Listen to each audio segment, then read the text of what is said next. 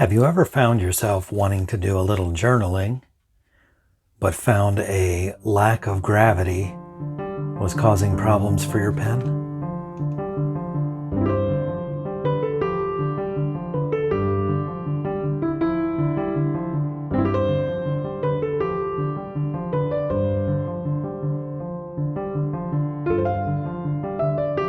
Hello everyone. A look today at a special pen. I don't usually do pen reviews on this channel, but trying something a little bit different because I wanted to talk about this pen. And this brings me back to my childhood. I born in the 70s, went to high school in the 80s, and the Space Shuttle program was in full swing when I was a student. I recall watching Space Shuttle disaster footage at school, but that's a story for another day. We are looking today at the Fisher Space Pen, which I have here in the store display blister pack. I have owned and used Fisher Space Pens for decades. This Fisher bullet pen, as you can tell, has been carried on my person for a very long time, bouncing up against my nickels and dimes and car keys and the like, and has lost most of its black coating, so you can see the brass underneath. The bullet pen is the only space pen I've ever owned prior to this, and I've had a few of these. This one, don't remember where I got this one. I have a green one that's still in very good shape that my wife got me as a present, and I have a silver one. Well, had a silver one that's lost, sadly. But so I'm familiar with the space pen and have used them. If you're not familiar, kind of like a bullet pencil, which I have talked about on this channel. It folds into itself, collapses so that you can carry it in your jeans pocket easily, but then extends when you attach the cap to the end. So it is a full-size pen. Uses a pressurized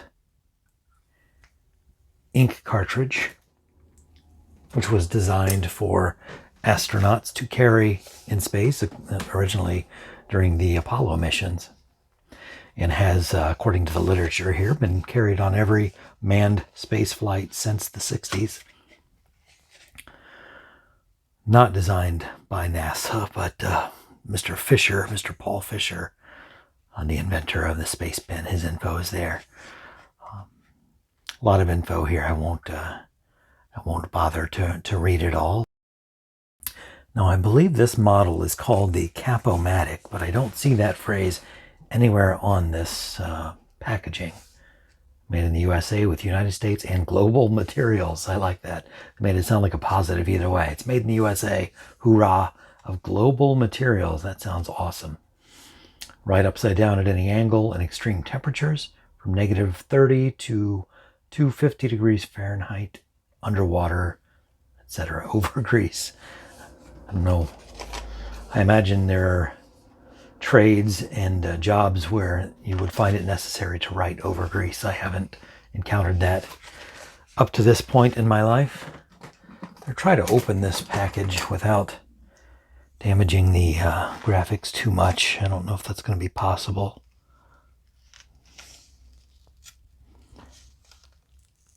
I use a red background just in case I have an incident with the razor blade.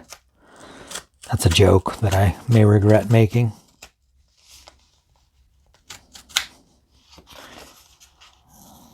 No, that's not going to help. Oh well. It was a noble effort.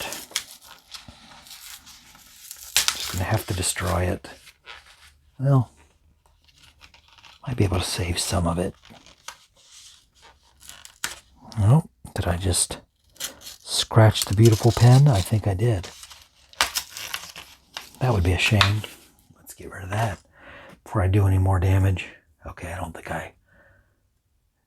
I wrecked it. Hard to say. Okay, it's lighter than expected. Got my Background all cattywampus here.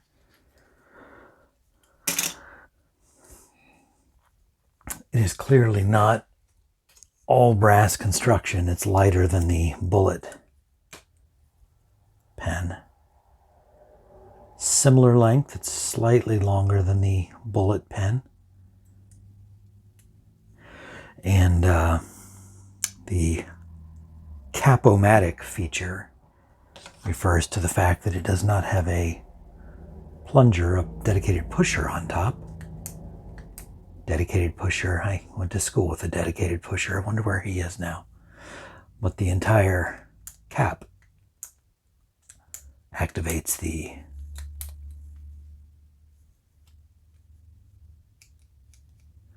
ejection of the tip. I thought there would be one of those wax seals on it, but there is not. Okay, let's compare it. Reminds me a lot of the Jotter.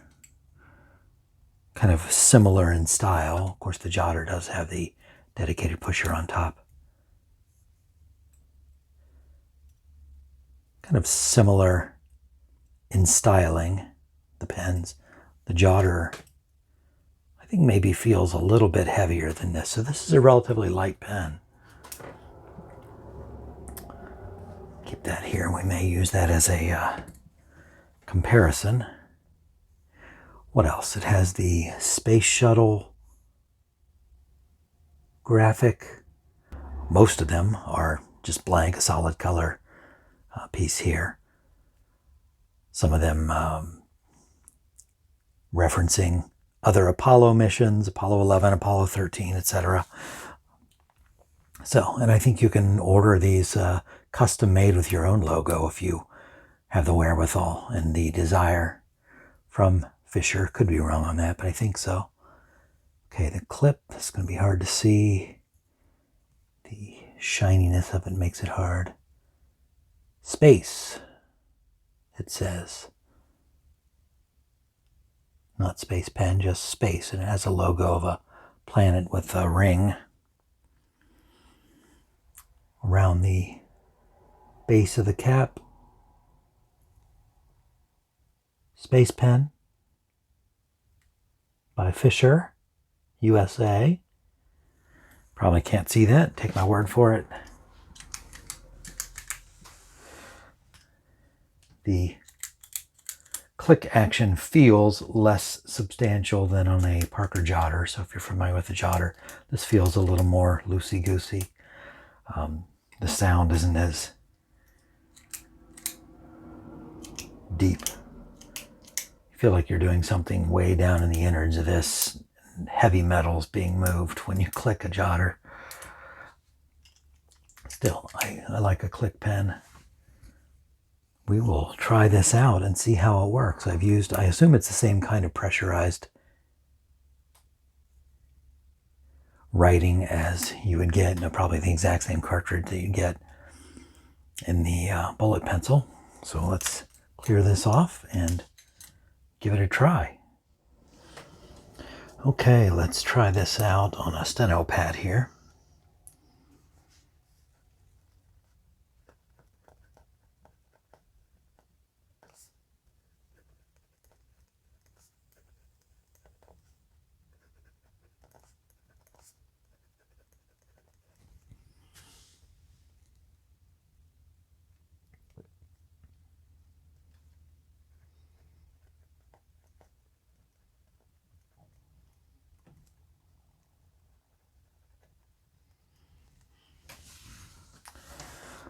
So the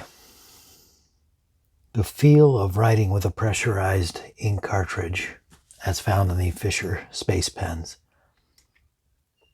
is not the smoothest writing experience.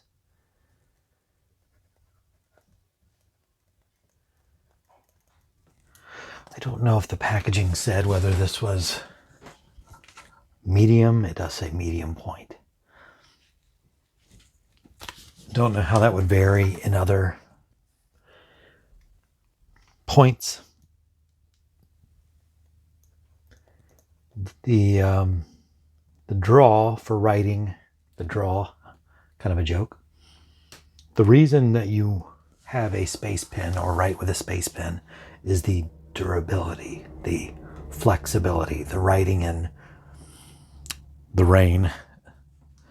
There's a reason that Fisher supplies pens to the Write in the Rain company. Their pens can write underwater or in the rain if the surface is appropriate, like a Write in the Rain tablet.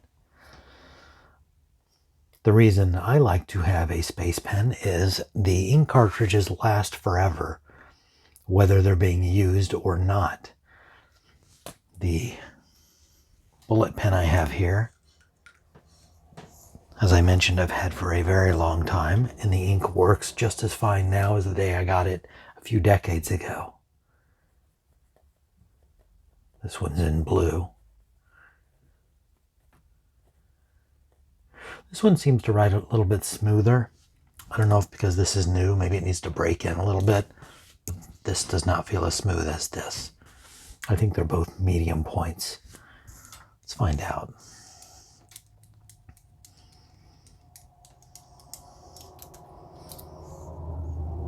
Yes. The bullet pen, I think it's curious, has a spring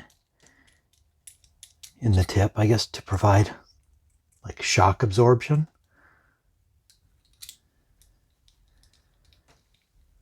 All brass fittings here and a brass body. This one I assume will come apart. Should I try it? Oh, why not? Okay, plastic threads on this plastic front piece.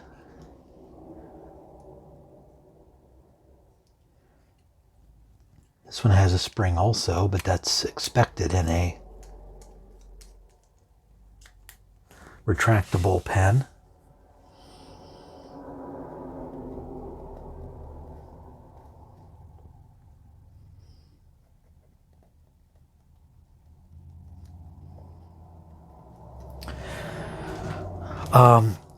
Sorry, I banged the camera there. Wouldn't be my first choice in grabbing a pen if I compare it to, say, my standard everyday writing pen, Bic Cristal.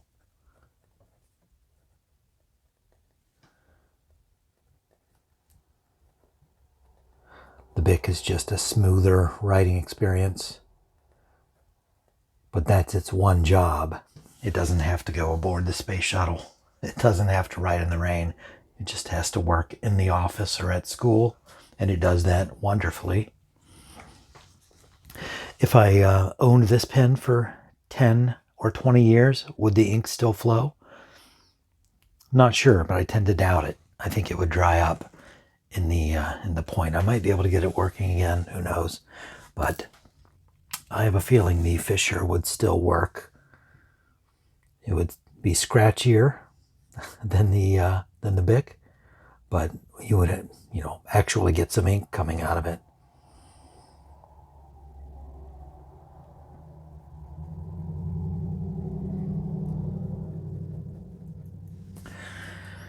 So I like the appearance here. Let me unlock this. I like the idea of the space pen. It lacks the portability of this bullet pencil, so that was one of the redeeming features of the bullet pencil and why I've kept it. So I don't know. I think it would be unlikely to replace, say, a Jotter in my pocket, and I'm not going to try it against the Jotter in writing because this Jotter, I discovered, needs a new ink refill, which hopefully I'll be getting soon. It barely writes at all, which is sad. So I didn't do a comparison with the Jotter, but you see the maybe the inspiration for the design. The Jotter was being made prior to the invention of the space pen. Anyway, departure from my normal fare. Thanks for sticking with it, those of you who did, as we looked at the Fisher Space Pen in Space Shuttle Edition. Hope to see you here again next time.